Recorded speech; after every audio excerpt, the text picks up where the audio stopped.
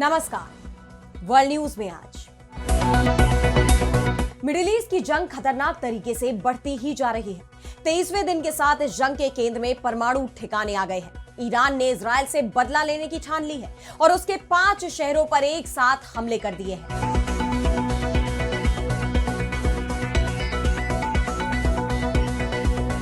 Natanz nuclear centre पर हमले के जवाब में ईरान ने इजराइल के परमाणु शहर को निशाना बनाया है, जिससे वहां भयंकर तबाही मच गई है और सवाल नेतन्याहू सरकार पर खड़े हो रहे हैं। इजरायली जनता उनके उन दावों का जवाब मांग रही है जिसमें उन्होंने कहा था कि हम जीत रहे हैं, ईरान पूरी तरह बर्बाद हो चुका है। वहीं ईरान ने साफ कर दिया है कि इस जंग में उसके हमले रुकने की उम्मीद तब तक न की जाए जब तक दुश्मन सरेंडर नहीं कर देते। अब वो तेल के बदले तेल, परमाणु ठिकाने के बदले परमाणु ठिकाने की राह पर चल पड़ा है। तो ईरान ने इजराइल से लिया बदला, कैसे मिडिल ईस्ट में बदले जंग के समीकरण, इस पर हम करेंगे विस्तार से चर्चा। लेकिन आइए जरा उन खबरों को भी देख ले जिन पर आगे होगी बात। हॉर्मुज़ स्ट्रेट पर ईरान के दबदबे से घबराए अमेरिकी राष्ट्रपति ट्रंप 48 घंटे में जलमार्ग खोलने की दी धमकी। ईरान का जवाब, अमेरिका और इजराइल के ऊर्जा बुनियादी ढांचे पर होगा हमला। ताइवान की घेराबंदी में जुटा चीन। ताइवान के रक्षा मंत्रालय ने क्षेत्र में 8 युद्धपोत और 2 एयरक्राफ्ट कैरियर की तैनाती का किया दावा। ईरान जंग के बीच खुल सकता है नया मोर्चा। पाकिस्तान के पूर्व वरिष्ठ राजनयिक अब्दुल बासित की गीदड़ भभकी। अमेरिका ने पाकिस्तान पर किया हमला तो भारत पर गिराएंगे बम। अमेरिकी रिपोर्ट में हुए खुलासे के बाद आया बयान। और चलते चलते में देखेंगे, इंसान नहीं मंगल पर पैदा होंगे एलियन, वैज्ञानिकों की चेतावनी ने चौंकाया। इन सभी खबरों पर हम विस्तार से करेंगे बात, लेकिन पहले एक नजर हेडलाइंस पर। ब्राजील के राष्ट्रपति लूला दा सिल्वा ने विदेशी हस्तक्षेप के बारे में दी चेतावनी। कहा वो हमारे पास मौजूद महत्वपूर्ण खनिजों पर चाहते हैं कब्जा। मिडिल ईस्ट जंग में ब्रिटेन की एंट्री। अरब सागर में उतारी परमाणु पनडुब्बी। अमेरिका को ईरान के खिलाफ अपने सैन्य बेस का इस्तेमाल करने की दी इजाजत। इजराइल में आम चुनावों की तैयारी तेज। ईरान और लेबनान के साथ युद्ध में अगर इजराइल को मिली निर्णायक जीत तो नेतन्याहू को चुनाव में मिल सकती है बढ़त। संघर्ष लंबा खिंचा तो घट सकती है लोकप्रियता। कतर में हेलीकॉप्टर हादसे में 6 लोगों की मौत, एक अभी भी लापता। बचाव अभियान जारी। कतर के आंतरिक मंत्रालय ने की पुष्टि। तो मिडिल ईस्ट की जंग में अब ईरान ने अमेरिका और इजराइल की नींद उड़ा दी है। अमेरिकी राष्ट्रपति डोनाल्ड ट्रंप जो हर दूसरे दिन ये दावा करते रहे हैं कि हम ये जंग जीत गए हैं, ईरान ने उनके दावों की पूरी हवा निकाल दी है। उसने आंख के बदले आंख वाली रणनीति पर आगे बढ़ते हुए अब इजराइल के परमाणु ठिकानों को निशाना बनाया है। जी हां, ईरान ने इस बार इजराइल के डिमोना शहर में हमला किया है। ईरानी सेना ने अपने ऑपरेशन ट्रू प्रॉमिस की 73वीं लहर के तहत यह हमला किया है। डिमोना दक्षिणी इजराइल का एक शहर है जहां देश की मुख्य परमाणु सुविधा स्थित है। माना जाता है कि यह सुविधा एक अघोषित परमाणु हथियार कार्यक्रम के लिए प्लूटोनियम का उत्पादन करती है, जिसमें लगभग 80 से 400 वॉरहेड होने का अनुमान है। इसका निर्माण 1960 के दशक में फ्रांस की मदद से किया गया था। इसे बचाने के लिए इजराइल ने दुनिया की सबसे महंगी, यहां सबसे आधुनिक हवाई सुरक्षा जैसे आयरन डोम एरो सिस्टम तैनात की गई है। लेकिन इस बार Israeli air defence system fail हो गए। इस्लामिक रिवॉल्यूशनरी गार्ड कोर यानी IRGC का दावा है कि यहां मिसाइल पहुंची और उसमें दर्जनों लोग मारे गए। जो तस्वीरें वहां से सामने आ रही हैं वो ईरानी सेना के इन दावों की पुष्टि भी करती हैं। कई इमारतें धराशायी हो गई, जगह जगह मलबा बिखरा हुआ है। इजराइल ने भी बताया है कि 100 से ज्यादा लोग इस हमले में घायल हो गए, लेकिन माना यह जा रहा है कि यह आंकड़ा इससे कहीं ज्यादा है। नुकसान बड़े पैमाने पर हुआ है। यह हमला इजराइल के ईरान में नतांज परमाणु सेंटर पर हुए हमले के जवाब में किया गया है। ईरानी सेना ने केवल डिमोना को ही निशाना नहीं बनाया, बल्कि एक साथ उसके 5 शहरों पर हमला किया है, जिसमें डिमोना के अलावा बेरशेवा शहर, जो इजराइल का एक बड़ा शहर है जहां कई सैन्य ठिकाने हैं, इलात, जो लाल सागर के किनारे बसा इजराइल का दक्षिणी बंदरगाह शहर है, इराद और किरियात गत दोनों ही सैन्य दृष्टि से अहम माने जाते हैं। इन सभी शहरों पर ईरानी सेना ने हमला किया है। उसने बताया है कि उसने इजराइल के उत्तरी और दक्षिणी दोनों हिस्सों पर एक साथ हमला किया है। IRGC ने कहा कि इस हमले में 3 तरह की मिसाइलें इस्तेमाल हुई हैं, जिसमें फताह, जो ईरान की हाइपरसोनिक मिसाइल है और इतनी तेज रफ्तार से चलती है कि इसे रोकना बेहद मुश्किल है। कद्र और ईमान, जो लंबी दूरी की बैलिस्टिक मिसाइलें हैं जो बेहद सटीक निशाना लगाती हैं, ये तीनों ही शामिल हैं। IRGC ने बताया कि इन मिसाइलों के साथ हमलावर ड्रोन भी दागे गए। सिर्फ इजराइल ही नहीं, इस बार अमेरिकी सैन्य अड्डों को भी निशाना बनाया गया। कुवैत में अली अल सलेम एयरबेस, यूएई में अल मिनहाद और अल दफरा एयरबेस को निशाना बनाया गया। एक तरफ जहां ईरान अमेरिका और इजराइल पर कहर बरसाए हुए है, वहीं दूसरी तरफ अमेरिकी राष्ट्रपति डोनाल्ड ट्रंप का दावा है कि अमेरिका ने ईरान को पूरी तरह तबाह कर दिया है। उनका नेतृत्व खत्म हो चुका है, उनकी नौसेना और वायुसेना खत्म हो चुकी है, उनके पास बिल्कुल भी रक्षा नहीं बची है और वे समझौता करना चाहते हैं, लेकिन मैं नहीं चाहता। हम तय समय से कई हफ्ते आगे हैं, लेकिन जंग के मैदान की जमीनी हकीकत कुछ और ही कहानी बयां करती है। रात भर चले इन हमलों के बाद सुबह भी ईरान की तरफ से मध्य इजराइल में क्लस्टर बम से हमले की खबर आ रही है। IRGC का दावा है कि ईरानी एयर डिफेंस सिस्टम ने इजरायली F-16 को निशाना बनाया है। हालांकि इजरायली सेना IDF ने कहा है कि उसका F-16 लड़ाकू विमान ईरानी हमले के बावजूद सुरक्षित रूप से लैंड करने में सफल रहा है। इस बीच इजराइल के मंत्री इतमार बेन ग्विर ने मिसाइल हमले से प्रभावित अराद का दौरा किया। उन्होंने कहा कि वो हमें नुकसान पहुंचाने की कोशिश कर रहे हैं, लेकिन हमें एक बात याद रखनी चाहिए, हम युद्ध में हैं। ये एक ऐसा युद्ध है जिसमें हमें जीत हासिल करने के लिए दुश्मन को लगातार कुचलना होगा। वहीं प्रधानमंत्री बिन्यामिन नेतन्याहू ने भी देश के नाम एक संदेश जारी किया है, लेकिन ईरानी हमलों को लेकर इजरायली जनता में भारी आक्रोश दिखाई दे रहा है। उनका गुस्सा अपनी ही सरकार पर फूट पड़ा। इजरायल के मानवाधिकार कार्यकर्ता सवाल कर रहे हैं कि इजरायली सरकार को इस दावे के लिए जवाबदेह ठहराया जाना चाहिए कि ईरान के पास हथियार लगभग खत्म हो गए हैं, जबकि ईरान की तरफ से देश पर हमले लगातार जारी हैं।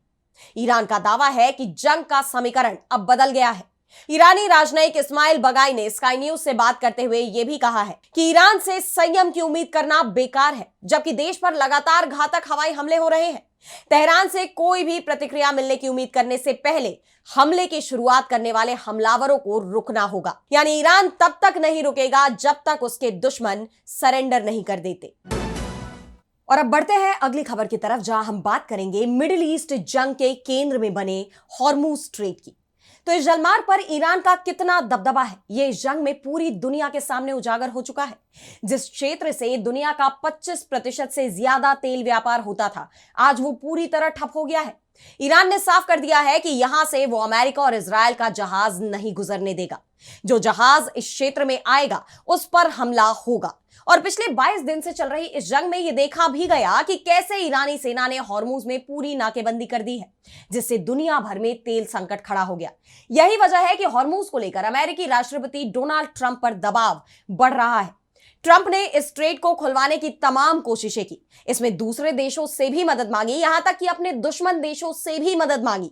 लेकिन जब कोई भी दाव काम नहीं आया तो एक बार फिर अब वो धमकियों पर उतर आए हैं। ट्रंप ने अपनी एक सोशल मीडिया पोस्ट में ईरान को 48 घंटे की समय सीमा यानी 48 घंटे का अल्टीमेटम देते हुए कहा कि अगर इस दौरान हॉर्मुज स्ट्रेट को पूरी तरह और बिना किसी खतरे के नहीं खोला गया तो अमेरिकी सेना ईरान के पावर ग्रिड को ध्वस्त कर देगी और इसकी शुरुआत सबसे बड़े बिजली केंद्र से की जाएगी। भले ही ट्रंप ईरान पर दबाव बनाने की कोशिश कर रहे हैं, लेकिन ईरान पर उनकी धमकियों का कोई असर होता नहीं दिख रहा, बल्कि ईरान उनकी धमकियों का खुलकर जवाब दे रहा है। और अब ट्रंप की इस धमकी के जवाब में ईरानी सेना ने कहा कि अगर हमारे बिजली संयंत्रों को निशाना बनाया जाता है तो हम भी मध्य पूर्व में अमेरिका और इजराइल से जुड़े सभी ऊर्जा बुनियादी ढांचे पर हमला करेंगे। ईरान के हालिया रुख को देखते हुए इससे भी इनकार नहीं किया जा सकता कि ईरान जो कह रहा है वो उसे पूरा भी करेगा। यानी अमेरिका के एक कदम से पूरा मिडिल ईस्ट अंधेरे में डूब सकता है। इस बीच जापान ने भी हॉर्मुज को लेकर अपना रुख साफ कर दिया है।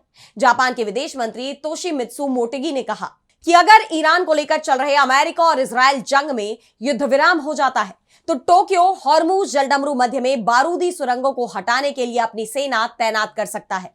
दरअसल जापान के पीएम साने ताकाइची से व्हाइट हाउस में मुलाकात के दौरान ट्रंप ने उनसे अपने युद्धपोत इस क्षेत्र में भेजने की अपील दोहराई थी, जिसके बाद अब वहां के विदेश मंत्री का यह बयान आया है जिसमें उन्होंने यह साफ कर दिया है कि जब तक युद्ध विराम नहीं होगा तब तक उनकी तरफ से कोई कदम नहीं उठाया जाएगा। ऐसे में ट्रंप की सभी कोशिशों पर पानी फिरता नजर आ रहा है और सवाल तो अब उनके अपने ही देश में उठने लगे हैं। अमेरिकी डेमोक्रेटिक सीनेटर क्रिस मर्फी ने कहा है कि राष्ट्रपति ट्रंप ईरान के खिलाफ युद्ध पर अपना नियंत्रण खो चुके हैं और वो घबराहट की स्थिति में है।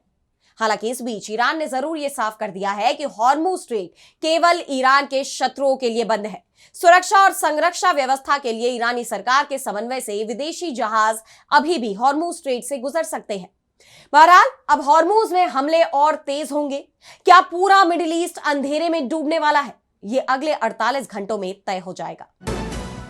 और अब आगे बढ़ते हैं और बात करते हैं चीन की चुनौती की। तो एक तरफ मिडिल ईस्ट की जंग में अमेरिका बुरी तरह फंस गया है, वहीं मौके की तलाश में बैठा चीन इसे अब भुनाने में जुट गया है। खबर यह आ रही है कि अमेरिका ने चीन की घेराबंदी के लिए जो भी हथियार और जंगी पोत पूर्वी और दक्षिण चीन सागर के साथ जापान सागर में तैनात किए थे, उन सभी को वापस बुलाकर मिडिल ईस्ट की जंग में अमेरिका ने झोंक दिया है। जिसके बाद चीन ने अपना पूरा फोकस ताइवान पर कब्जे की तरफ शिफ्ट कर दिया है। चीन अब कभी भी ताइवान पर हमला कर सकता है। चीनी सेना के कुछ युद्धपोत ताइवान के समुद्र में पहुंच गए हैं। ताइवान की रक्षा मंत्रालय ने इस पर अपनी मुहर भी लगा दी। चीन के लड़ाकू विमानों की तरफ से भी ताइवान की वायुसेना में घुसने की खबरें लगातार आ रही हैं। इसे लेकर ताइवान का कहना है कि ताइवान के आसपास चीन के 8 युद्धपोत और 2 एयरक्राफ्ट कैरियर देखे गए हैं। इसके अलावा हमने अपने करीब 26 चीनी सैन्य विमानों का भी पता लगाया, जिनमें से 16 विमान उसके मध्य और दक्षिण पश्चिमी वायु रक्षा में प्रवेश कर गए। हाल ही के समय में यह सबसे बड़ी घुसपैठ थी। सबसे बड़ी बात तो यह है कि ईरान की जंग शुरू होने के बाद पहले सप्ताह तक चीन की नेवी ने ताइवान के खिलाफ कोई आक्रामक रुख नहीं दिखाया था, लेकिन जैसे ही जंग में ईरान भारी पड़ना शुरू हुआ, चीन भी ताइवान को लेकर आक्रामक होना शुरू हो गया। और अब चीन सिर्फ ताइवान की ही घेराबंदी में नहीं जुटा है, बल्कि अपने हथियारों का परीक्षण भी कर रहा है, जिससे जंग के वक्त उसके सामने अचानक कोई परेशानी खड़ी ना हो जाए। चीन ने अपने सबसे ताकतवर युद्धपोत टाइप 055 डिस्ट्रॉयर नांगचांग से मिसाइल टेस्ट किया है। उसने युद्धपोत से एक के बाद एक 5 मिसाइलें दागी और सभी ने अपने टारगेट को हिट किया है। चीन की नौसेना का यह सबसे बड़ा और एडवांस्ड युद्धपोत है जो कई तरह के मिशन को संभाल सकता है। इस युद्धपोत पर HHQ-9 मिसाइल लगाई गई है जो कई 100 किलोमीटर दूर तक मार कर सकती है। यह दुश्मन के विमान, मिसाइल और दूसरे खतरों को रोकने में भी सक्षम है। यानी चीन की तरफ से भी नया मोर्चा खोलने की तैयारी शुरू हो गई है और माना यह जा रहा है कि अगर ईरान और अमेरिका की जंग 2 सप्ताह और चल जाती है तो फिर अमेरिका चीन सागर से पूरी तरह बाहर हो जाएगा और इसका फायदा उठाते हुए चीन ताइवान पर हमला कर सकता है और उससे पहले वो अपनी सैन्य तैयारियां पूरी करने में जुट चुका है। और अब अगली खबर में बात करेंगे पाकिस्तान की भारत को धमकी की। तो पाकिस्तान के पूर्व वरिष्ठ राजनयिक अब्दुल बासित ने भारत पर हमले की धमकी दी है। उन्होंने अमेरिका के हमले के जवाब में भारत पर हमले की गीदड़ भभकी दी और कहा कि अगर अमेरिका हमला करता है तो पाकिस्तान के पास भारत पर हमला करने के अलावा कोई रास्ता नहीं होगा, भले ही भारत इस युद्ध की पार्टी न हो। अब्दुल बासित ने कहा कि मान लीजिए ईरान में हालात खराब हो जाते हैं, इजराइल हमारे पड़ोस में आकर बैठ जाता है, ऐसे हालात बन जाते हैं कि जहां अमेरिका भी हमारे न्यूक्लियर प्रोग्राम को बुरी नजर से देखता है या फिर हमारे परमाणु क्षमता को तबाह करने की कोशिश करता है, जो असंभव है। लेकिन मैं सबसे बुरे हालात की बात कर रहा हूं जो कि नामुमकिन है, क्योंकि पाकिस्तान की इतनी क्षमता है कि वो अपनी रक्षा कर सके। लेकिन अगर ऐसे हालात बन जाते हैं कि अमेरिका ने पाकिस्तान पर हमला कर दिया है, अगर हमारे न्यूक्लियर रेंज में अमेरिका नहीं है तो हम क्षेत्रीय इलाकों में उनके अड्डों पर भी नहीं पहुंच सकते, या हम इजराइल पर भी हमला नहीं कर सकते, तो हमारे लिए क्या रास्ता होगा? भारत। इतना ही नहीं, उन्होंने आगे यह भी कहा कि हमें कुछ और नहीं करना। अगर हमारी रेंज वहां यानी अमेरिकी अड्डों तक न भी हुई और हम पर किसी ने बुरी नजर से देखा तो हमें बिना सोचे समझे भारत पर हमला करना है, मुंबई पर कर देना है, नई दिल्ली पर कर देना है। हमें तो छोड़ना नहीं है, देखी जाएगी जो कुछ बाद में होता है। अगर हम पर किसी ने बुरी निगाह डाली तो हम बिना जवाब दिए पीछे नहीं हटेंगे। हम नहीं चाहते कि ऐसा कुछ हो, लेकिन दुनिया को यह सोचना चाहिए कि पाकिस्तान को मैली आंख से नहीं देखना चाहिए। अगर आप लोगों ने ऐसे काम किए तो फिर अल्लाह जानता है कि पाकिस्तान क्या करेगा। बता दें कि अभी हाल ही में अमेरिका की एक खुफिया रिपोर्ट सामने आई थी जिसमें बड़ा खुलासा हुआ था। इस रिपोर्ट में कहा गया है कि पाकिस्तान अब लंबी दूरी की मिसाइल तकनीक विकसित कर रहा है। ये मिसाइलें दक्षिण एशिया से बाहर भी यानी अमेरिका तक भी हमला करने में सक्षम हो सकती हैं, जिसके बाद अब पाकिस्तान की तरफ से यह बयान आया है। और अब चलते चलते मैं बात करेंगे मंगलवासियों की। तो आज एलन मस्क से लेकर नासा तक सब के सब मंगल ग्रह पर इंसानी बस्ती बसाने का खूबसूरत सपना देख रहे हैं। लेकिन सबसे बड़ा सवाल यह है कि क्या हमारा शरीर उस मंगल के माहौल के लिए वाकई तैयार है? तो हाल ही में आई एक नई किताब बकमिंग मार्शियन ने राइस यूनिवर्सिटी के प्रोफेसर स्कॉट सोलोमन ने कुछ ऐसा बताया है जिस पर गौर करना बेहद जरूरी है। दरअसल लाखों सालों से हमारा शरीर धरती की हवा और गुरुत्वाकर्षण के हिसाब से ढला हुआ है। मंगल पर धरती के मुकाबले सिर्फ 38% गुरुत्वाकर्षण है, यानी वहां पैदा होने वाले बच्चों की हड्डियां काफी कमजोर होंगी। प्रोफेसर सोलोमन का मानना है कि मंगल पर खाना और पानी बचाने के लिए प्रकृति भविष्य में इंसानों का कद छोटा कर सकती है, यानी मार्शियन या मंगलवासी हमसे काफी छोटे होंगे। लेकिन सबसे ज्यादा हैरान करने वाली बात बच्चे के जन्म को लेकर सामने आई है। मंगल पर कमजोर हड्डियों के कारण नॉर्मल डिलीवरी बहुत जोखिम भरी होगी, इसलिए सिजेरियन ऑपरेशन ही इकलौता रास्ता बचेगा। जब प्राकृतिक जन्म की जरूरत ही नहीं रहेगी तो इंसानी सिर के आकार को रोकने वाली कोई प्राकृतिक सीमा नहीं बचेगी। नतीजन भविष्य के इंसानों के सिर आज की तुलना में बहुत बड़े हो सकते हैं। इसके अलावा मंगल के खतरनाक रेडिएशन से बचने के लिए हमारी त्वचा अपना मेलेनिन बदलकर कोई नया और बिल्कुल अलग रंग ले सकती है। और एक और सवाल यह है कि क्या कम गुरुत्वाकर्षण यानी कम ग्रेविटी में शिशु का विकास ठीक से हो पाएगा? तो अगर मंगल पर बच्चे पैदा होते हैं तो उनका इम्यून सिस्टम यानी रोग प्रतिरोधक क्षमता इतनी कमजोर होगी कि धरती के आम बैक्टीरिया भी उनके लिए जानलेवा बन जाएंगे।